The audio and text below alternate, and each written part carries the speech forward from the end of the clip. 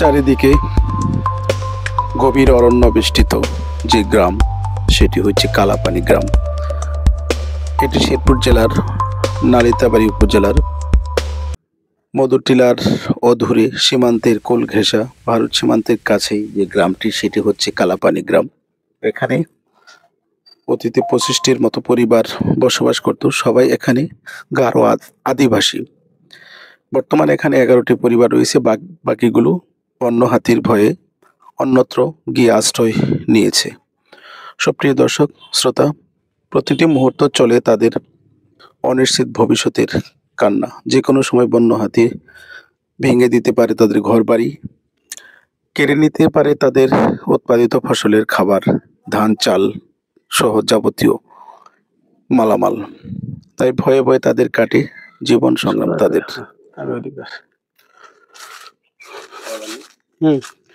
সুপ্রিয় দর্শক, দেখছিলেন সেই কালাপানি গ্রামের দৃষ্টিনন্দন শোভাবর্ধনকারী প্রাকৃতিক মনোরম পরিবেশে যে গ্রামটিতে দেখছিলেন, সেটা হচ্ছে কালাপানি গ্রাম। এই কালাপানি গ্রামের চতুর্দিকে বাড়িঘর ছিল, প্রায় 25টির মতো বাড়িঘর ছিল। এই বাড়িঘরগুলো বন্য হাতির ভয়ে পর্যায়ক্রমে মানুষগুলো ছেড়ে চলে যাওয়ার পরেও এখানে প্রায় সব মিলিয়ে 11টি পরিবার রয়েছে। সুপ্রিয় দর্শক, দেখছিলেন।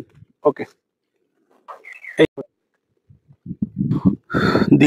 দিগন্ত বিস্তৃত এই গ্রাম অত্যন্ত সুন্দর, প্রাকৃতিক সৌন্দর্য মণ্ডিত মনোরম প্রাকৃতিক পরিবেশ, যেখানে উত্তরে ভারতের মেঘালয় রাজ্যের পাহাড়,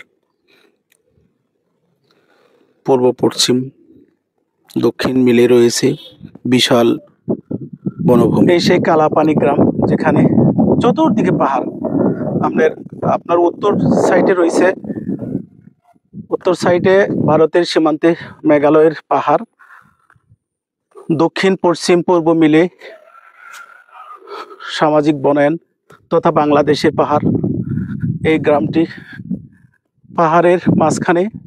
এই গ্রাম থেকে, পাহাড় থেকে তাদের মানে জনবসতি থেকে তারা যদি বাজার ঘাট করতে যায়, অন্যদিকে এখান থেকে 3 কিলোমিটার বারোমারি, 2.5 কিলোমিটার মধুটিলা বাজার। এখানে কোনো লোকালয় নেই, একমাত্র 11টি পরিবার এখানে বসবাস করে।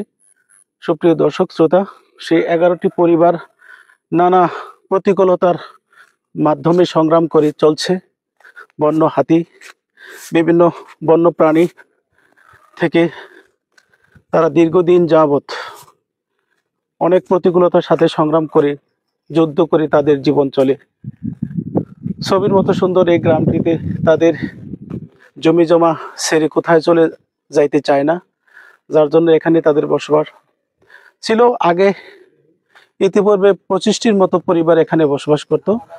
বর্তমানে 11টি পরিবার বাদে সবাই চলে গেছে। সুপ্রিয় দর্শক শ্রোতা, দেখছিলেন সেই কালাপানি গ্রামের জীবনধারা। গারো আদিবাসীগণ এখানে বসবাস করেন। তাদের অভাব অনটনের শেষ নেই, তাদের অভাব অভিযোগেরও শেষ নেই। তারা বিভিন্ন প্রতিকূল পরিবেশের সাথে সংগ্রাম করে তাদের জীবন যাত্রা চলে।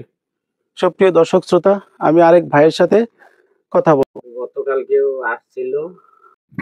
সুপ্রিয় দর্শক, শেষ পর্যন্ত আমি চলে আসলাম সেই পাহাড় বেষ্টিত, চতুর্দিকে পাহাড় বেষ্টিত সেই গ্রামটি হচ্ছে কালাপানি গ্রাম। আমি এখানে এসে এক চাচার সাথে আমি সাক্ষাৎকারে কথা বলবো। সুপ্রিয় দর্শক শ্রোতা, চাচা, আপনাকে জিজ্ঞেস করবো, এই কালাপানি গ্রামে আপনি কতদিন যাবত বসবাস করেন? আমি এখান থেকে বসবাস করতেছি আপনার মনে করেন 40-50 বছর চলতেছে। এখান থেকে লোক আপনার হাতির বয়ে অনেক চলে গেছে। আমরা এখানে ছিলাম। আমরা এখন বর্তমানে 11 পরিবার, 11 পরিবারের থেকে আরো বিভিন্ন জায়গায় লোক গেছে। 11টি পরিবার আছে বর্তমানে আছে। আমরা এখন অস্থায়ী রয়েছি আপনার হাতির বয়ে বা হাতির জ্বালায় আমরা অস্থায়ীভাবে রয়ে গেছে। সেই জন্য আমরা অনেক দুঃখিত আপনাদের কাছে।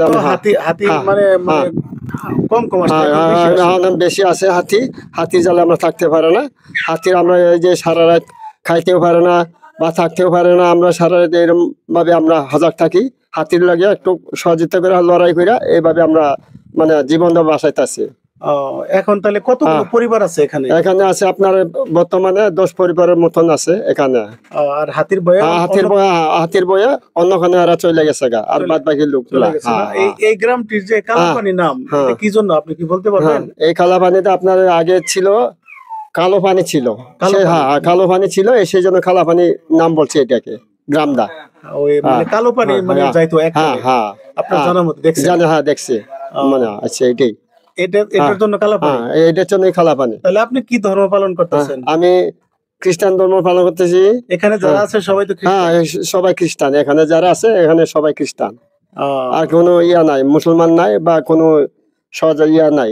তাহলে আপনারা কিরকম নিরাপত্তার মধ্যে আছেন এখানে? আমরা অনেক দুঃখিত রয়েছে, অনেক নিরাপত্তার মধ্যে। আমরা সব দিকে যে চলাফেরার জন্য আমরা রাস্তাঘাট পাইতেছি না। আমরা এইভাবে নিজের থেকে মানে বাড়িতে বসে বসেই থাকি। আমরা মনে করেন যে কোনো রাস্তাঘাট নাই, চলতে পারি না আমরা, সেটাই। মানে উত্তরে মানে ভারত, চতুর্দিকে পাহাড়। সুপ্রিয় দর্শক, আপনারা দেখছিলেন এই গ্রামটি অত্যন্ত পাহাড়ি গহীন বনের মাঝখানে, যেখানে চতুর্দিকে সামাজিক বনায়ন, মাঝখানে এই গ্রামটি। এখানে আগে 20 থেকে 25টি পরিবার বসবাস করত। এখন বর্তমানে এখানে 11টির মতো পরিবার বসবাস করে। নানা সংকুলতার মাধ্যমে, নানা প্রতিকূলতার সাথে বন্যপ্রাণী, যেমন বিশেষ করে বন্য হাতির সাথে লড়াই বা সংগ্রাম করে তাদের এই জীবন যাপন করতেছে। চাচা বলছিলেন দীর্ঘ 40-50 বছর যাবত এখানে বসবাস করতেছিলেন। আর এই গ্রামটি অত্যন্ত সুন্দর, মনোরম প্রাকৃতিক পরিবেশ, যেখানটিতে আগে কোনোদিনও হাতি আসতো না। প্রায় 24 বছর, 2001 সালে বিশেষ করে বাংলাদেশে ভারতের এই বন্য হাতির দলগুলো আসার পরে বিভিন্ন জায়গা থেকে মানুষ এখানে বসবাস করত, বা এখান থেকে বসবাসের প্রাককালে যে সমস্ত মানুষ হাতির ভয়ে অন্যত্র চলে যায়, এখানে বর্তমানে 11টি পরিবার বসবাস করে। খুবই ভয়ে ভয়ে তারা এখানে বসবাস করে। অনিশ্চিত ভবিষ্যৎ কখন কি হয় তারা বলতে পারে না। তারা খাবার দাবার থেকে শুরু করে মানে কোনো কিছুতেই তারা নিরাপদ থাকতে পারে না। যদিও সুন্দর একটি গ্রাম, তারা দীর্ঘদিন যাবৎ পাহাড়ি আদিবাসী। আপনারা জানেন, যারা দীর্ঘদিন যাবৎ পাহাড়ে বসবাস করে আদিবাসীগণ, তাদেরকে আদিবাসী বলা হয়।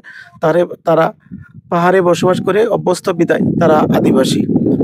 তাহলে আপনি কি বলেন আদিবাসী সম্পর্কে? আপনার যে ধর্ম পালন করেন, মানে এই ব্যাপারে আপনাদের কোনো অভিযোগ আছে কিনা বা কোনো সমস্যা আছে কিনা? এটার মধ্যে তো কোনো আমাদের সমস্যা নাই। আমাদের মধ্যে ধর্ম পালন করতেছি, কোনো সমস্যা নাই। আমরা ধর্মপক্ষে নিয়ে আমরা এইভাবেই। আপনাদের কোনো সমস্যা নাই? না, কোনো সমস্যা নাই।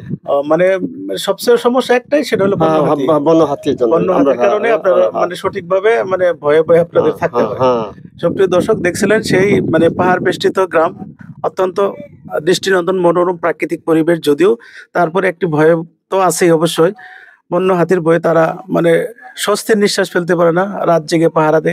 দেখছিলেন, আমি দেখাতে চেষ্টা করছিলাম, এটা সেটা একটা মানে মশাল। এখানে ওই কেরোসিন দিয়ে আগুন জ্বালিয়ে হাতি তাড়াতে হয়। সুপ্রিয় দর্শক শ্রোতা, আমি দেখাবো, ঘুরে ঘুরে দেখবো, আপনাদেরকে দেখাবো।